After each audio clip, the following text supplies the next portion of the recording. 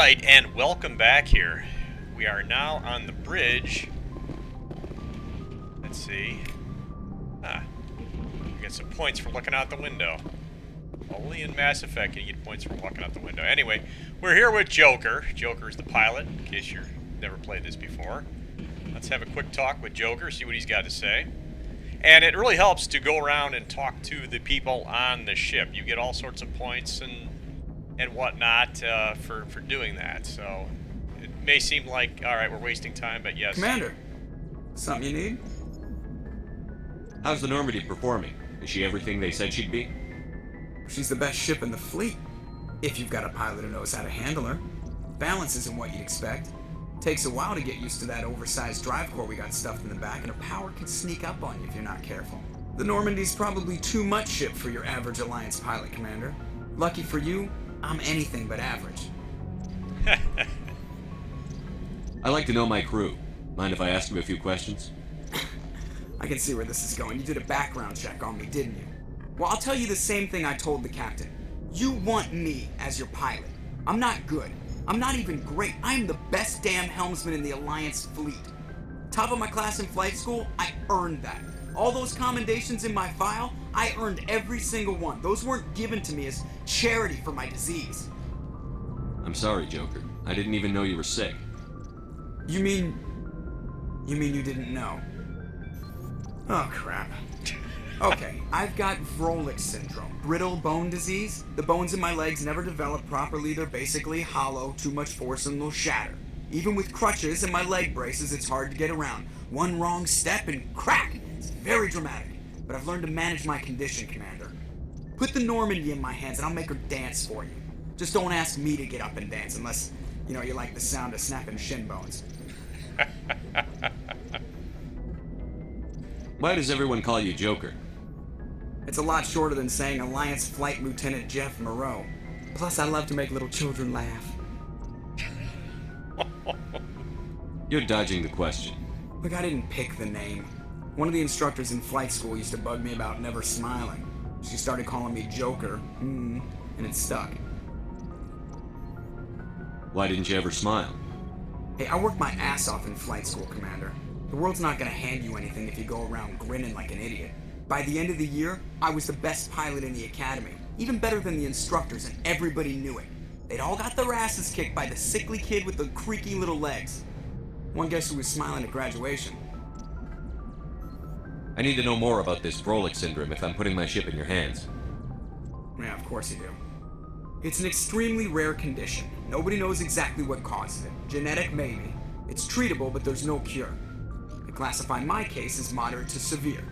I was born with over a dozen fractures, hip, thighs, ankles. My bones were already breaking in the womb. 100 years ago, I wouldn't have survived past my first year.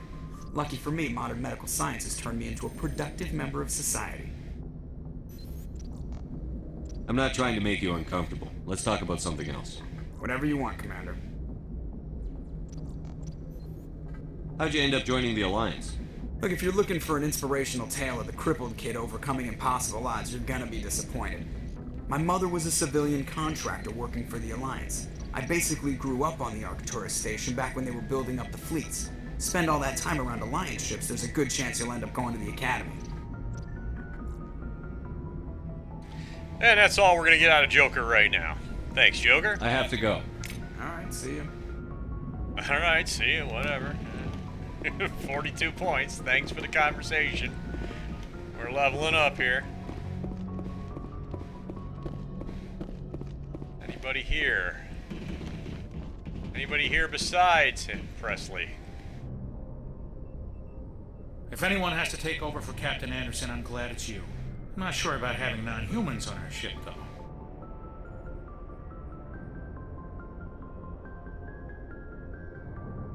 Speak freely, Presley. I want to know if you have a problem with non-humans. It's not that, Commander. Humanity has always handled its own problems. Saren attacked one of our colonies. We should be the ones to stop it. We don't need their help. Some people think asking for help is a sign of weakness. That's just being stupid and stubborn. No matter how strong you are, allies can make you stronger. I guess so. Maybe I'm just stuck in the old ways of thinking. But don't worry, Commander. This won't be a problem. How did you end up assigned to the Normandy? I signed up with the Alliance as a navigator right out of school, following in my grandfather's footsteps, I guess. My first posting was on the Agincourt. We were one of the first reinforcements to arrive at Elysium after the Blitz hit. Those raiders were no match for an Alliance frigate. Of course, the only reason the colony was still standing was because of you, Commander. I can't believe you held out as long as you did. How'd you end up on the Normandy?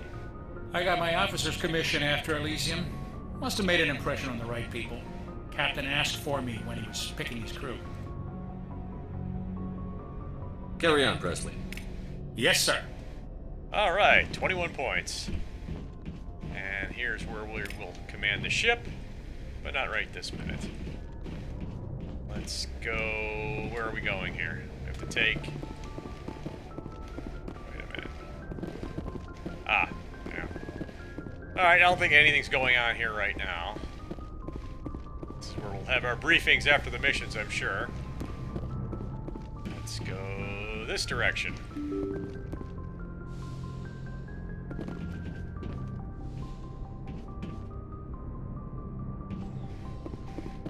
Another elevator. They can't make things simple on here. I believe this is the medical bay. Replenish Metagel. 0. Well, I didn't need any. Ah, hello, Dr. Chocolates. Yes, Commander? Is there something you need? How did you end up serving on an Alliance ship? I enlisted right out of med school. Earth always seemed boring to me. Too safe, too secure. I figured the colonies were teeming with exotic adventure. I wanted to travel the stars, tending the wounds of tough soldiers with piercing eyes and sensitive souls. Turns out military life isn't quite as romantic as I'd imagined.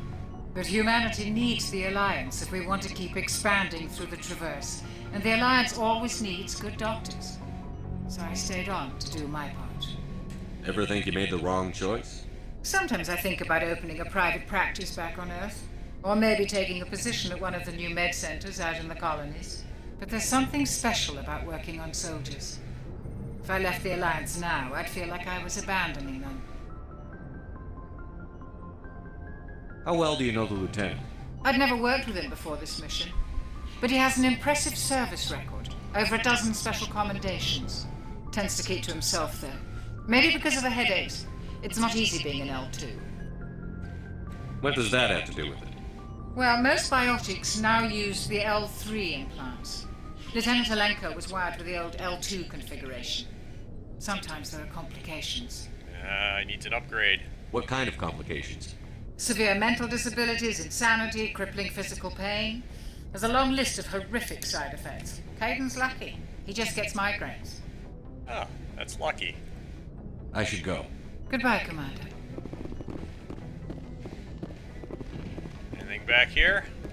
Anything you're hiding back here? You hiding your lunch back there? No. Alright, enough of this. I think we already talked to her about that in one of the earlier videos, but I figured it's been a while. I mean, since we've been on the ship, we spent a lot of time running around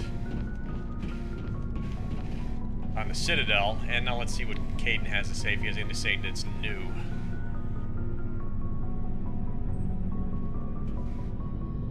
Anything you need, Commander? Just trying to get a sense of where the crew's at. Thoughts? I've wasted enough of your time for now, Commander. We'll have time for personal debriefings later. What's your opinion on the last mission? I don't see how we could have done things any better. At least not without getting to E Prime sooner. And we were on the scene faster than any other Alliance ship could have been. We'll talk another time, Lieutenant. Commander? A man of many words. Alright, I think this is...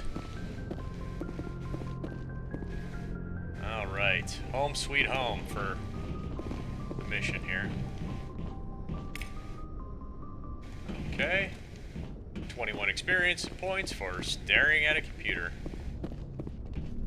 Anything over here? Shepard's locker, open. Ah, recovered items. Striker, Banshee, Hammer. Where did I get all these at? Take them all. What's this? Sleeper pod. Alright, right, let's look in the codex what a sleeper pod is. Hang on a second here. Oh goodness. Where are these things listed? Ships and vehicles.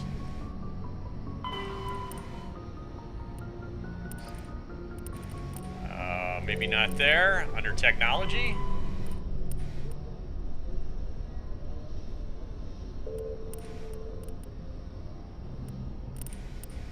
I don't think it's under... well, I'll look for it later. I mean, there's so much in here. I mean, there's basically a whole book in there somewhere. Now, if this was the second ship, I think Garrus would be through that door, but...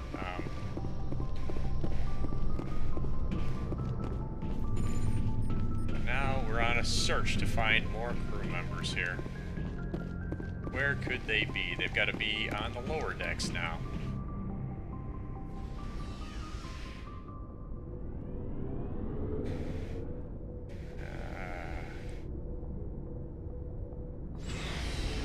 Where does Garrus do his calibrating on this ship? Alright. Alright, there's Rex. Let's go talk to... There's all the lockers we have. Let's see, there's Tally, Rex, Garrus, Caden, and Ashley. Let's talk to Ashley. Commander? What's your opinion on the last mission? Kinda wish you got there sooner, Commander. No offense, I appreciate the rescue. I just wish... You wish we'd been able to save the rest of your unit? Yes, sir. If I had been more alert, we wouldn't have been cut down by an ambush. Be more alert. The Geth are perfect ambushers. They don't move, they don't make noise, they don't even breathe. Sir, they have flashlight heads. I'll make sure it doesn't happen again. Flashlight heads. Do you have a few minutes to talk one-on-one? I'm sorry, Commander. I need to get my duty squared away. I wouldn't mind talking more later, though. Oh, there's no more no romancing Ashley before the first Dismissed, mission. Sir. Okay. Where is Garrus hiding out? Oh, there he is. He's over there. He's calibrating the gun on the Mako. Wait, I was going to talk to Rex. Oh, walked right by you, Rex. You're just standing there not saying anything to me. Nice ship you've got, Shepard. What can I do for you? What's your story, Rex? There's no story. Go ask the Quarian if you want stories. You Krogan live for centuries. Don't tell me you haven't had a few interesting adventures. Well, there was this one time the Turians almost wiped out our entire race. That was fun. I heard about that. You know, they almost did the same to us. It's not the same. It seems pretty much the same to me. So your people were infected with a genetic mutation? An infection that makes only a few in 1,000 children survive birth? And I suppose it's destroying your entire species? I suppose it isn't all the same. I don't expect you to understand, but don't compare humanity's fate with the Krogan. I was just making conversation. I wasn't trying to upset you. Your ignorance doesn't upset me, Shepard. As for the Krogan, I gave up on them long ago. The genophage infected us, but it's not what's killing us. Are your people really dying? We're sure not getting any stronger. We're too spread out. None of us are interested in staying in our own system. Lots of species have left their homes and prospered. But they go to colonize new worlds. We're not settlers. We're warriors. We want to fight. So we leave. Hire ourselves out. And most of us never go back. What can you tell me about the genophage? Ask the Solarians if you want details. They made it. All I know, it makes breeding nearly impossible. Thousands die in stillbirth, and most never get that far. Every Krogan is infected, Everyone. And no one's rushing to find a cure. Why don't the Krogan try to find a cure? When was the last time you saw a Krogan scientist? You ask a Krogan, would he rather find a cure for the genophage or fight for credits? He'll choose fighting every time. It's just who we are, Shepard. I can't change that. Nobody can. So long, Rex. Shepard. 42 points. Alright, and there's Garrus. Checking the air in the tire of the Mako. Thanks for bringing me on board, Commander. I knew working with the Spectre would be better than life at CSAC. Have you worked with a Spectre before? Well, no, but I know what they're like. Spectres make their own rules. You're free to handle things your way. At CSAC, you're buried by rules. The damn bureaucrats are always on your back. For the most part, the rules are there for a reason. Maybe. But sometimes it feels like the rules are only there to stop me from doing my work. If I'm trying to take down a suspect, it shouldn't matter how I do it, as long as I do it. But CSEC wants it done their way. Protocol and procedure come first. That's why I left. So you just quit because you didn't like the way they do things? There's more to it than that. It didn't start out bad, but as I rose in ranks, I got saddled with more and more red tape. CSEC's handling of Saren was typical. I just couldn't take it anymore. I hate it. I hope you made the right choice. I'd hate for you to regret it later. Well, that's sort of why I teamed up with you. It's a chance for me to get off the Citadel, see how things are done outside CSEC. Either way, I plan to make the most of this. And without CSEC headquarters looking over my shoulder, well, maybe I can get the job done my way for a change. If getting the job done means endangering innocent people, then no. We get the job done right, not fast. Got it? I wasn't trying to. I understand, Commander.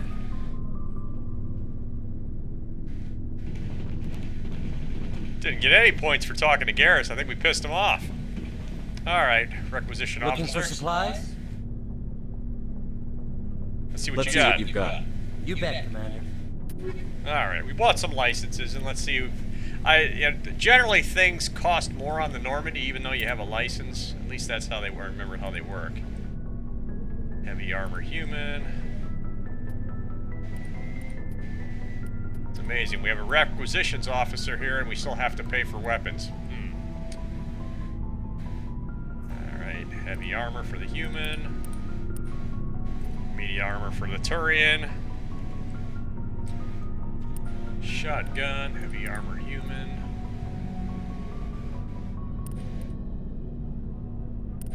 Sniper rifle, let's see, compare.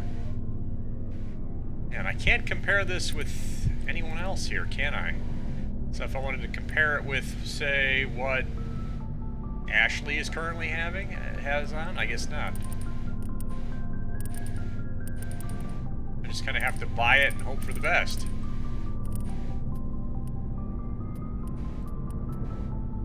Okay. Okay, I'd like this pistol, but that's 142,000 space bucks. So perhaps we'll pick that up on our first mission. Most likely not. Alright, let's head on down here. And who's in here? It's the warp drive, or whatever they call it here. Hey, Commander, you know that Quarian Tally? She's been spending all her time down here asking me about our engines. I'll tell her to leave you alone. What? No, she's amazing. I wish my guys were half as smart as she is. Give her a month on board and she'll know more about our engines than I do. She's got a real knack for technology, that one. I can see why you wanted her to come along. I figured she'd be a real asset to the team. You got an eye for talent, Commander, but I'm guessing that's not why you came down here. Fill me in on the IES stealth system. How does it work exactly? You can't hide a ship out in space. They emit too much heat and radiation. Too easy for sensors to pick them up, unless you find a way to capture those emissions. So our stealth systems trap the energy we give off in storage sinks built into the ship itself, with no emissions to give away our location. Eventually the sinks have to be vented. More than a few hours silent running and they overheat. Cook us inside our own hull. There's no way for anyone to detect us? visual scan can still pick us up. Anyone looking out a window can see us plain as day. But you have to be pretty close to get an actual visual out in space. Most vessels rely on scanners. As long as the stealth systems are engaged, they can't see us. Not unless we accelerate to FTL speeds.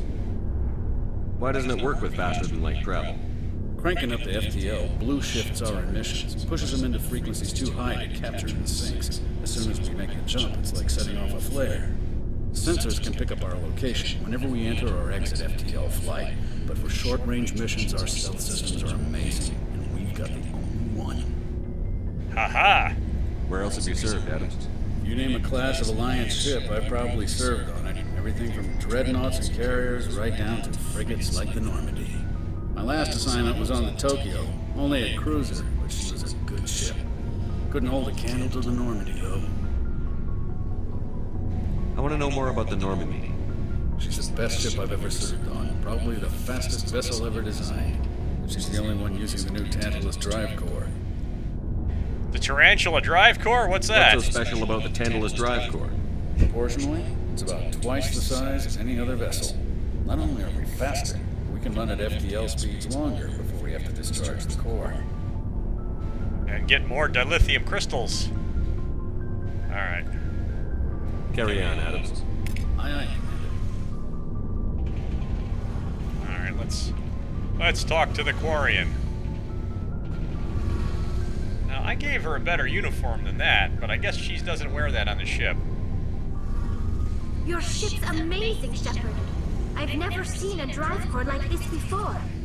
I can't believe you were able to fit it into a ship this small. I'm starting to understand why you humans have been so successful. I had no idea Alliance vessels were so advanced. The Normandy's a prototype. Cutting-edge technology. A month ago, I was patching a makeshift fuel line into a converted tug ship in the flotilla. Now, I'm sitting on board one of the most advanced vessels in Citadel space. I have to thank you again for bringing me along. Traveling on a vessel like this is a dream come true for me. I had no idea you found ship technology so interesting. It comes with being a Quarian. The migrant fleet is the key to the survival of my people. Ships are our most valuable resource. But we don't have anything like this. We make do with cast-offs and second-hand equipment. We just try to keep them running for as long as we can. Some of the fleet's larger vessels date all the way back to our original flight from the get. I can't believe your fleet's still using ships that are 3 centuries old. They're constantly being repaired, modified, and refitted. They aren't pretty, but they work. Mostly. We've tried to make ourselves as independent as possible on the flotilla. Grow our own food, mine, and process our own fuel. But some things we just can't make on our own. A patch to maintain the hull integrity requires raw materials we just don't have. That's why our pilgrimages are so important. I want to know more about the pilgrimage. When my people reach maturity, we leave our birth ships and seek acceptance with a new crew. It's necessary to maintain genetic diversity among the fleet. But no ship wants to accept someone who will be a burden on them. So, to prove our worth, we embark on a pilgrimage.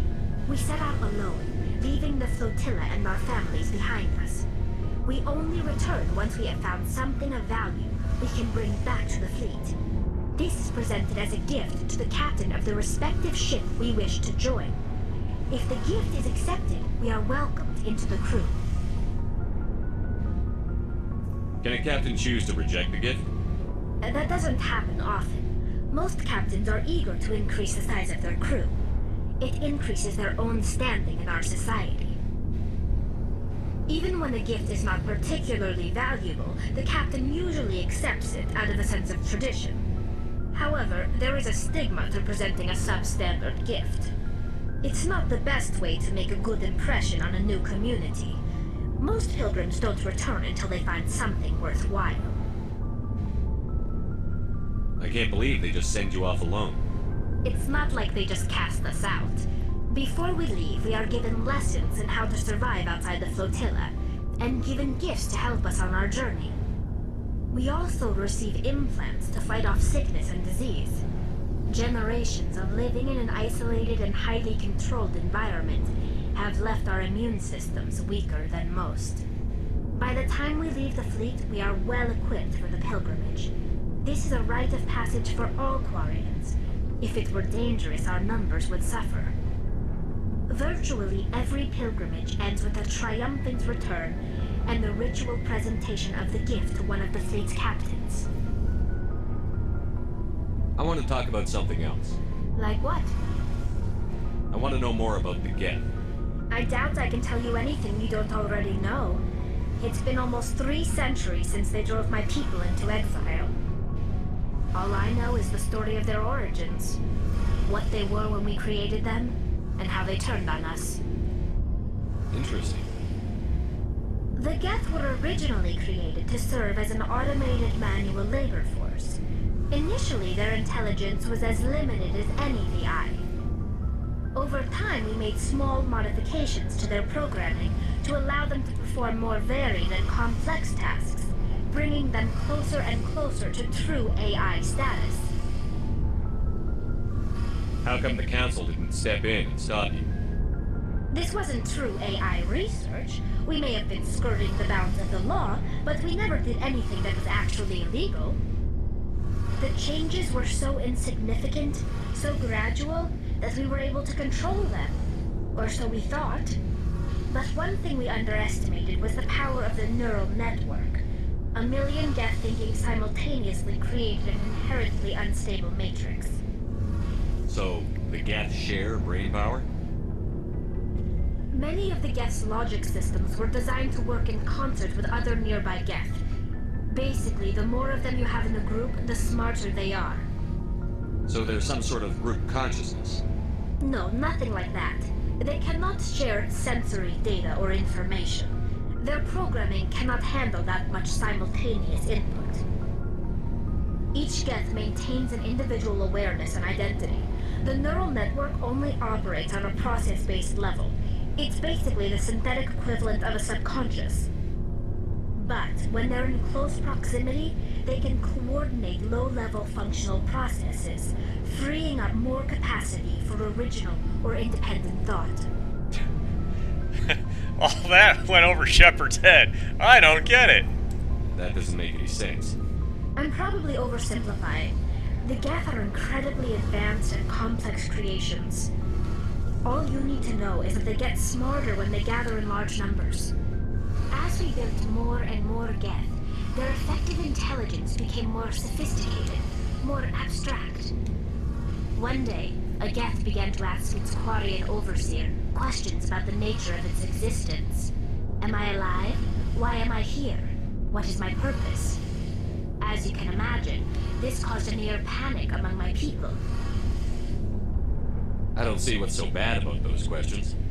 The Geth were created to engage in mundane, repetitive, or dangerous manual labor. That's fine for machines, but it won't satisfy a sentient being for long. The Geth were showing signs of rudimentary self-awareness and independent thought. If the Geth were intelligent, then we were essentially using them as slaves. It was inevitable the newly sentient Geth would rebel against their situation. We knew they would rise up against us, so we acted first. A general order went out across all Quarian-controlled systems to permanently deactivate all Geth. The Geth responded to this order violently. You can't blame them for fighting for their survival. We had no other choice. The Geth were already on the verge of revolution. By acting quickly, we had a chance to end the war before it began. The hope was that most of the Geth would still be little more than machines, incapable of organized resistance. But they had progressed much further than anyone anticipated. The war was long and bloody. Millions upon millions of Quarians died at their hands. In the end, we were forced to flee our own homeworld. We feared the Geth would pursue us, but they never came beyond the Veil. Now we drift through space, exile searching for a way to reclaim what was once ours. Serves you right. You got what you deserved.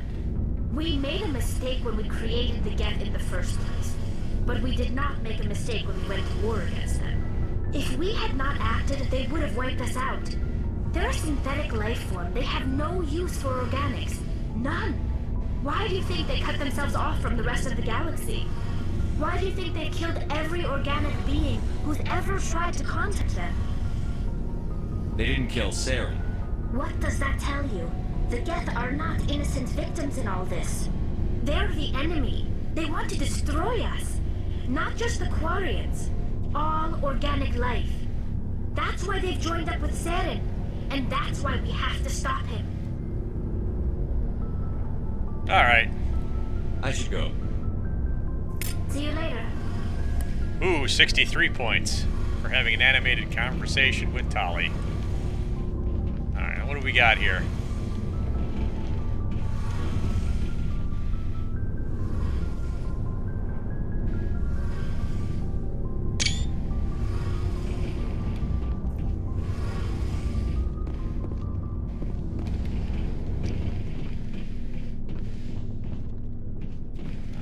Now it is time to explore the galaxy. We've talked to everyone on the ship. Now we're going to take a short elevator ride. Up one flight. Stop.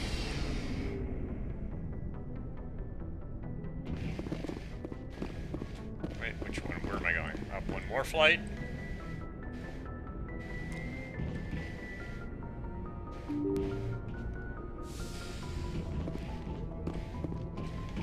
Here's where we control the ship from. Step right up here and choose a place to go. But first, time to end this part, and we'll see you in the next one.